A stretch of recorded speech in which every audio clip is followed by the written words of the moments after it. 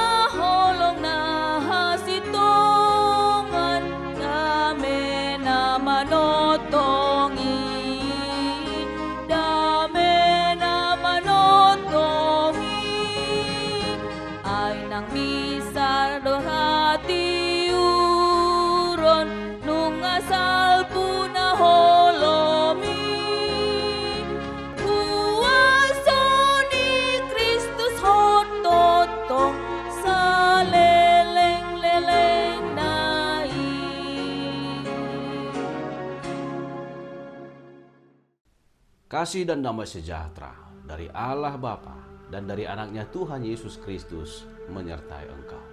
Amin. Firman Tuhan bagi kita hari ini dari kitab Amos pasal 5 ayat 24 berkata, "Tetapi biarlah keadilan bergulung-gulung seperti air dan kebenaran seperti sungai yang selalu mengalir."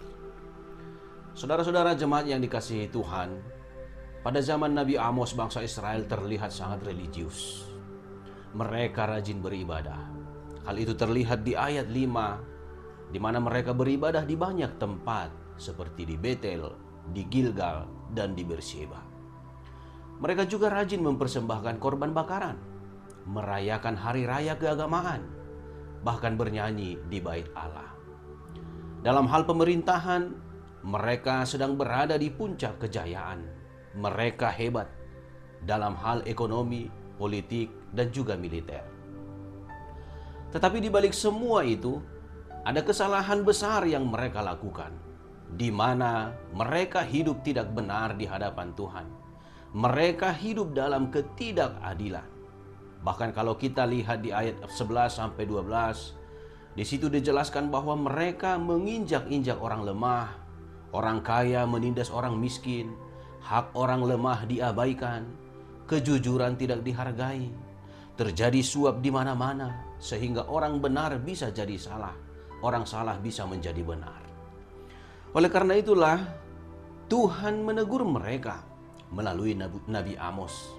Tuhan berkata bahwa ibadah mereka tidak berkenan jika mereka tetap hidup dalam ketidakadilan dan ketidakbenaran. Kemudian Tuhan berkata, "Biarlah keadilan bergulung-gulung seperti air dan kebenaran seperti sungai yang selalu mengalir." Artinya Tuhan menghendaki supaya bangsa Israel meninggalkan pelanggaran-pelanggaran mereka, hidup dalam kebenaran dan keadilan.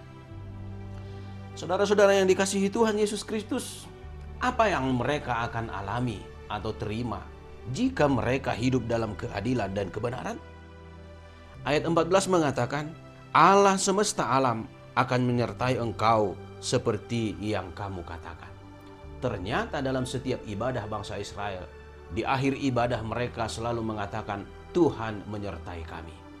Jadi jika ketika mereka hidup dalam keadilan dan kebenaran, maka akan terjadilah seperti yang selalu mereka katakan, Allah semesta alam akan menyertai mereka. Saudara-saudara yang dikasihi Tuhan, firman Tuhan ini bukan hanya untuk bangsa Israel pada zaman Amos, tetapi juga untuk kita hari ini. Karena ketidakadilan masih sering terjadi saat ini. Hukum tidak sama bagi semua orang, upah yang tidak adil, korupsi di mana-mana, diskriminasi, usaha atau pekerjaan kita yang tidak jujur.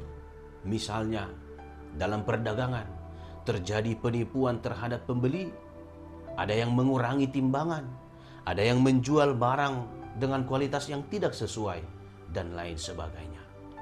Melalui nats ini kita diingatkan, hiduplah dalam keadilan dan kebenaran. Tuhan rindu melihat keadilan dan kebenaran mengalir dalam hidup kita seperti sungai yang tidak pernah berhenti. Hidup adil dimulai dari hati yang jujur, tidak ada tipu daya, tidak mengambil hak orang lain, tidak memanfaatkan kelemahan orang lain, dan memperlakukan semua orang dengan hormat tanpa membeda-bedakan kedudukan atau latar belakang. Lalu bagaimana supaya kita bisa hidup dalam keadilan dan kebenaran? Yang pertama, Manginang yang dikasihi Tuhan, kita harus bertekun dalam firman Tuhan, mengetahui dan memahami kehendak Allah, karena itulah dasar kita hidup adil dan benar. Selain itu, kita juga harus berani menyatakan keadilan dan kebenaran. Kristus telah memberikan teladan bagi kita. Dia adalah keadilan dan kebenaran. Dia hidup benar selama dia melayani di dunia ini. Dan dia berpihak kepada orang-orang yang lemah.